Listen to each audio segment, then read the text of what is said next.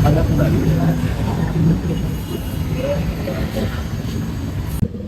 Dan Apa? tadi bayar parkir Iya. berapa? 5.000. Hah?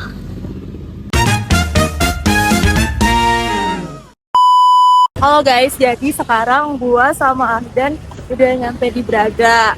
Tapi kita tuh rencananya mau Itu apaan ya? mana? Tarif pembayaran. Coba lihat yuk. Soalnya kayak ada mesinnya gitu. Tapi nggak bisa dipencet juga kok. Kalau nggak berfungsi ya? Coba. Oh, bisa kok. Oh, Oh, ini mesin parkir yang ada di Kota Bandung. jadi guys, gue sama Ahdan menemukan mesin parkir. Katanya mesin parkir sih, cuman Apa kita coba ya, Nin? nggak usah deh. Soalnya ada kayak tukang parkir gitu, takutnya kita disemprot atau Iya gimana. sih. Ya udah deh. Yuk. Hai guys, jadi sekarang kita udah balik lagi ke Braga karena kemarin kita belum sempet nyobain makanan yang waktu itu Ahdan. Bentar, Nin. Kenapa banyak mesin yang kita lihat kemarin di jalan ya? Oh iya ya. Itu ada satu tuh. Seberang situ juga ada. Tapi tadi juga di belakang ada sih, tapi kayak nggak kepake deh. Soalnya nggak ada yang nyamperin. Iya, tapi kenapa ada banyak? Apa kita coba tanya-tanya orang? Tapi kan kita mau ke tempat makan itu ntar keburu tutup. Ya nggak apa-apa lah. Ini kepo nih. Ya Yo, udah. mu. Sumpah itu. Kakak. Ya. Kakaknya tahu nggak ini mesin apa? Nggak tahu ya. Oh, tapi ada banyak. Jadi kakaknya belum pernah pakai. Belum. Yang tahu nggak itu mesin apa? Nggak tahu. Nggak pernah nyoba. Enggak. Tapi nggak tahu juga buat apa. Nggak tahu. Maaf banget ya kak ganggu. Tapi kakak tahu nggak untuk mesin yang merah itu mesin apa? Nggak tahu. Iya. Nggak pernah mati juga. Iya. Sorry ganggu. Mau tanya, Anya tahu mesin yang merah itu apa nggak? Tahu. Oh tahu. Pernah mati nggak? Pernah sih. Oh kenapa tuh? Karena ada tukang parkirnya. Oh, soalnya ada tukang parkir ya. Jadi langsung sama tukang parkirnya aja. Oke. Makasih ya. Iya. Parah banget dah. Mereka orang-orang yang kita tanyain nggak tahu itu mesin apa. Pun ada yang bilang tahu, tapi mereka tetap bayar ke tukang parkir. Berarti mesin ini nggak efektif dong. Tuh nih, ada lagi. Oh iya.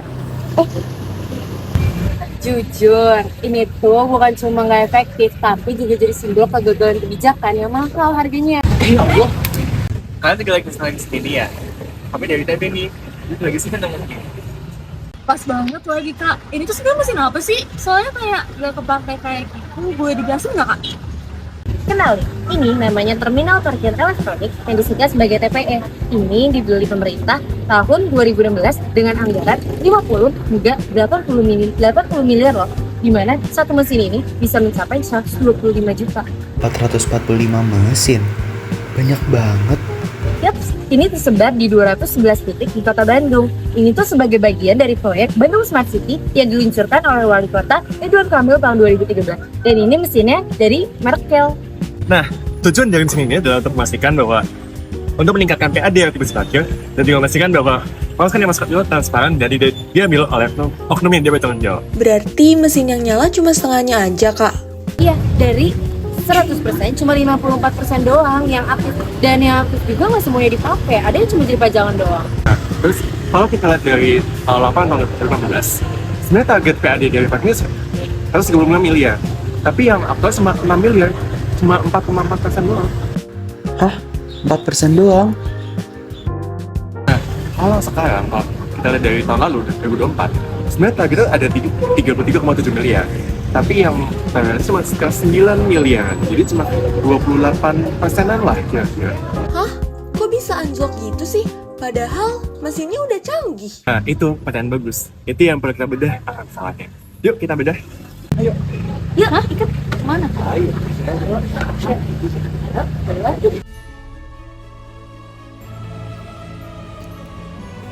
Ini di mana? Nggak tahu sumpah. Kakak-kakak tadi mana? Jadi gini, dari berbagai penelitian akademis yang kami telusuri, ada 4 faktor utama kenapa e-parking ini gagal total. Jadi nggak cuma karena masalah teknis, tapi juga karena kegagalan manajemen administrasi publik yang nggak sistem. Yang pertama, kesenjangan digital. Dari total masyarakat Kota Bandung, cuma 17% doang yang tahu tentang keberadaan e-parking ini. Dan dari yang tahu, cuma 38% doang loh yang bisa pakai si e-parking ini. Yang lebih parah lagi nih, dari 100 responden yang mereka survei, hasilnya 71% respon itu nggak pernah dapat solusi tentang program ini. Kalau kayak gitu tuh karena orang-orangnya gaptek atau gimana deh kak? Bukan gaptek, tapi kebiasaan mereka yang udah nyaman langsung bayar ke jukir. Karena ada persepsi negatif yang bilang, kalau pakai mesin, bayarnya 2 kali dong. Di mesin iya, dimintain jukir juga iya. Jadi ngapain repot? Yang kedua adalah masalah SDM juru parkirnya. Ini yang paling penting, 21,3% mesin TP itu nggak dijaga oleh tukang parkir sama sekali. Ini ditinggal gitu aja mesinnya. Dan yang lebih parahnya lagi, 73% masyarakat bilang kalau misalnya jukir ini nggak proaktif buat ngarahin mereka langsung bayar parkirnya ke parkir. Kenapa? Karena jukir ini ngerasa mesin-mesin itu ngambil rezeki mereka. Padahal UPT Parkir udah bayar gaji bulanan loh kalau jukir yang resmi. Nah, tapi karena gaji mereka kurang, atau karena mereka pun memang masih bulan untuk menaik uang parkir sama manual, akhirnya jukir pun juga mengajak warga untuk menaik uang parkir ke mereka. Padahal nantinya uang parkir yang mereka terima itu nggak semuanya dibayarkan ke mesin parkir. Ada yang dibayarkan ke mesin sesuai dengan target harian, tapi ada juga yang masuk kantong pribadi. Wah, ini udah masalah integritas juga dong. Yap, konflik kepentingan. Dari yang pas tahun 2020 jumlah juru parkir itu berjumlah 603, di 2024 jukir itu berjumlah 1076. Makin banyak kan? Tapi masalahnya masih gitu-gitu aja. Yang ketiganya juga nggak kalah fatal. Nggak ada masukan yang mengatur terkait parkir elektronik ini. Mereka juga menemukan bahwa Bandung Smart Lane ini belum ada sampai tahun 2017. Padahal mesinnya udah ada dari tahun 2013. Tunggu, jadi mesinnya jalan sebelum ada rencananya? Bener banget. Ini mah kayak beli dulu, mikir belakangan.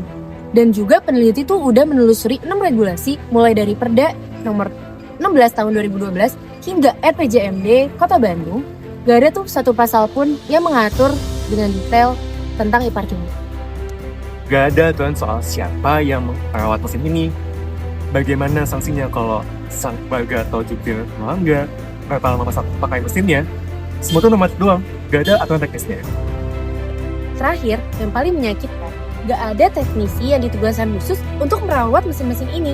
UPT Parkir juga udah ngaku kalau misalnya mereka nggak melakukan kegiatan perawatan rutin untuk mesin-mesin ini. Nah, makanya 46,5% dari mesin ini sekarang dalam kondisi rusak. Ada yang karena vandalisme, ada yang karena cuaca, ada juga yang akhirnya sistemnya error. Ini mah bukan smart city, tapi dan manajemen ya. Dia teknologi canggih, tapi manajemen asetnya berantak. Terus solusinya gimana dong kak? Mesinnya dibuang? Jangan dong, sayang anggarannya. Yang mungkin lebih itu tata kelola dan manajemen investasinya, bukan alatnya. Nah, udah banyak peneliti yang mencoba merumuskan rekomendasi untuk menjawab masalah ini. Jadi, langsung aja kita lihat hasil video kumpulan rekomendasi yang sudah kami temukan. Rekomendasi yang pertama, kita harus memperbaiki dari segi SDM juru parkir itu sendiri.